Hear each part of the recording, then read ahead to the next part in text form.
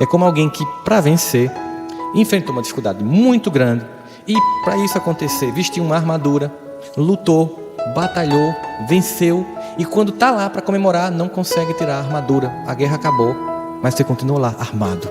Você está dando o seu melhor e o outro é que é reconhecido. É comum nessa hora você perder a esperança e se desmotivar. Quando você está sendo vítima de uma calúnia, é hora do silêncio. Porque se você, por exemplo, no meio de uma calúnia for tentar se defender, você vai perceber que até quem não sabia da história vai ficar sabendo por sua boca. Porque você vai dar eco à história que foi contada. É um momento em que prece e silêncio é a melhor estratégia. Porque a verdade ela é filha do tempo e não da mentira.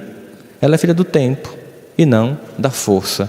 O tempo vai mostrar quem estava certo. Por mais que as pessoas estejam inventando coisas sobre você, por mais que as pessoas estejam dizendo coisas sobre você, o tempo vai mostrar. Óbvio, com a condição de você perceber as suas múltiplas existências, você há de convir que talvez que esteja passando por uma calúnia de um evento que talvez você não tenha feito agora, mas que fez no passado.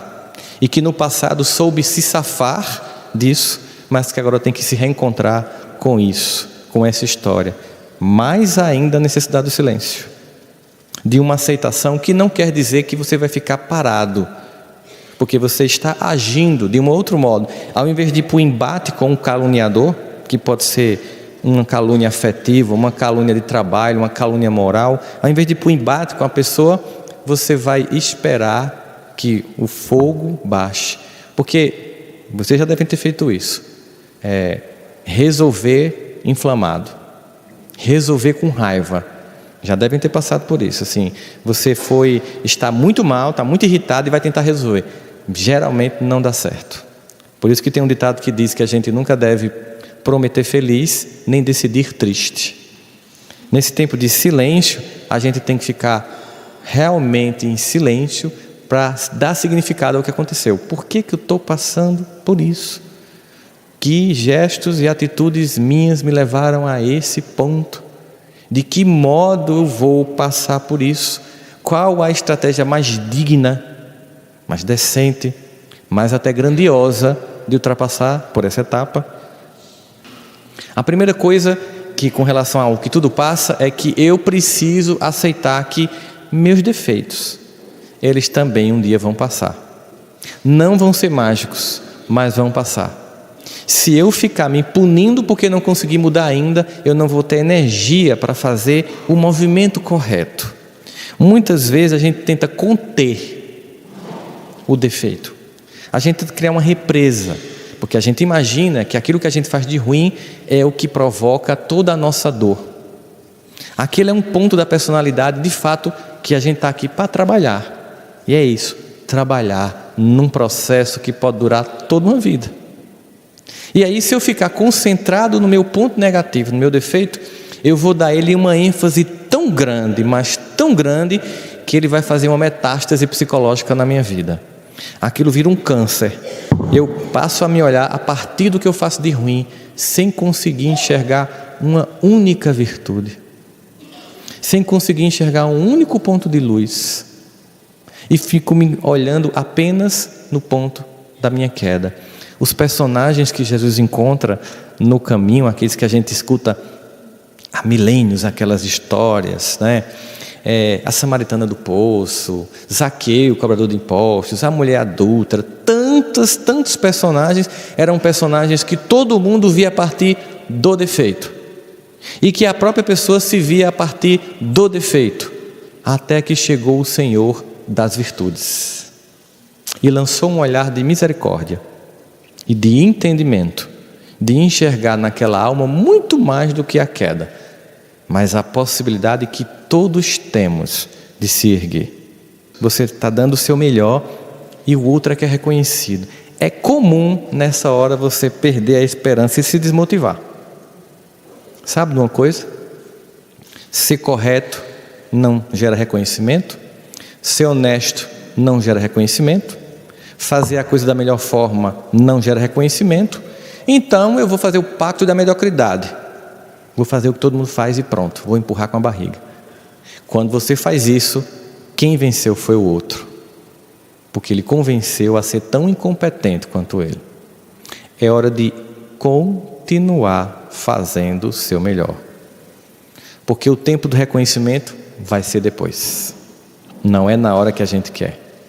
E aliás, é uma questão de, digamos assim, de teste para a vida, de provar a Deus a minha vontade de fato de fazer o que é certo. É quando eu continuo insistindo em fazer o que é certo, apesar de todos fazerem o que é errado. E aí, com esse momento agora aqui que a gente está falando, de continuar fazendo o certo, mesmo que as pessoas digam que é para fazer errado, a gente entra no panorama da crise ética do país. Que a gente pensa que é apenas uma crise na ética da política, e a gente já percebeu, graças a Deus, que é uma crise na nossa ética, no conjunto da sociedade. Quando você está num ambiente de trabalho, que as pessoas fazem o beabá e você quer dar o seu melhor, as pessoas dizem, mas é besta, está pensando que é assim, deixa ele tentar. Você passa num concurso, começa com todo o gás, a pessoa faz, deixa ele passar 3 meses aqui para ver como é que é. E se você ouvir esse discurso e se aceitar, daqui a pouco você está lá, amargo, indiferente a quem chega para pedir ajuda ao serviço que você presta ao público, olhando com cara de desdém, abusado, passando o dia contando o relógio para ir para casa, porque você perdeu a função da sua vida. Função é servir, não importa onde. Mas aí você foi capturado pelo discurso do desestímulo, capturado pelas pessoas que não dão o seu melhor e vive num ambiente de amargura, em que por causa disso, esse cesto de cobras vira um verdadeiro butantã de trabalho. E essas pessoas passam o dia a destilar veneno, ironias, fofocas e autodestruição. E só tem uma forma de você não participar desse butantã, é não entrar nesse jogo e continuar fazendo o seu melhor aonde você estiver. Porque o reconhecimento vai vir, não agora, talvez não nesse ambiente, mas quando você faz o seu melhor, as pessoas veem. Porque, como diz Jesus, quando a gente acende uma luz, e é um processo, a gente não tem como escondê-la.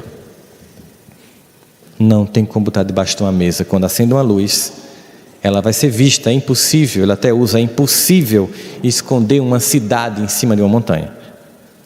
Então, continue deixando o seu melhor brilhar, que brevemente, no tempo certo, as coisas vão ver. Esse é um tempo de testemunho. É um tempo em que você vai só doar-se e não vai receber.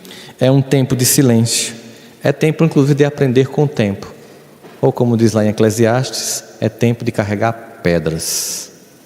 Que é um tempo difícil, é um tempo pesado. Apesar de ter feito todo o esforço para acontecer, você conseguiu vencer, mas não consegue comemorar. Você não usufrui da vitória, porque aprendeu apenas a viver na derrota. E embora durante o processo de derrota você tenha feito um esforço e um movimento para poder vencer, quando vence, não sabe ficar alegre.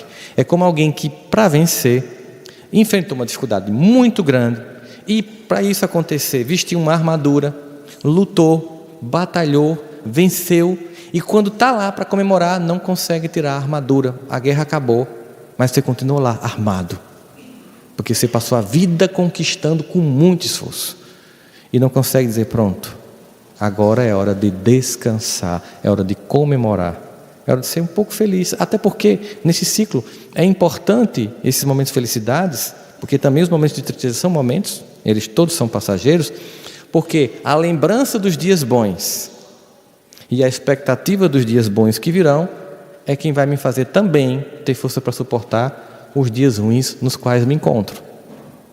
Lembrando do que já foi bom e do que pode vir a ser, eu suporto o que no momento não está sendo bom.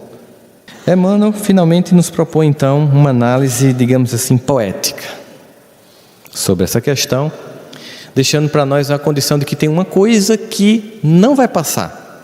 E isso é a condição que nos garante a profunda esperança em onde nós podemos repousar todas as nossas expectativas. Ele vai dizer o seguinte: todas as coisas na terra passam. Os dias de dificuldades passarão. Passarão também os dias de amargura e solidão. As dores e as lágrimas passarão. As frustrações que nos fazem chorar um dia passarão. A saudade do ser querido que está longe passará. Dias de tristeza, dias de felicidade, são lições necessárias que na terra passam, deixando no espírito imortal as experiências acumuladas. Se hoje, para nós, é um desses dias repletos de amargura, paremos um instante. Elevemos o pensamento ao alto e busquemos a voz suave da Mãe amorosa a nos dizer carinhosamente: isso também passará. E aguardemos a certeza, pelas próprias dificuldades já superadas, que não há mal que dure para sempre. O planeta Terra, o país da gente e qualquer estrutura de Deus é semelhante, é enorme embarcação. Às vezes parece que vai sossabar diante das turbulências de gigantescas ondas. Mas isso também passará, porque Jesus está no leme de sua nau e segue com o olhar sereno de quem guarda a certeza de que a agitação faz parte do roteiro evolutivo da humanidade, que um dia também passará. Ele sabe que a Terra chegará ao porto seguro, porque essa é a sua destinação. Assim, façamos a nossa parte o melhor que pudermos, sem esmorecimento e confiando em Deus, aproveitando cada segundo, cada minuto, porque, por certo, também passarão. Tudo passará, exceto Deus, porque Deus é suficiente. Nessas horas em que a gente está em profunda dor, em que ninguém nos escuta, que não há reconhecimento, em que parece que nossos esforços todos são vãos, em que nada do que a gente faz ecoa e que só nos resta o silêncio, o que é permanente e o que é suficiente, que é Deus, é a nossa única e necessária testemunha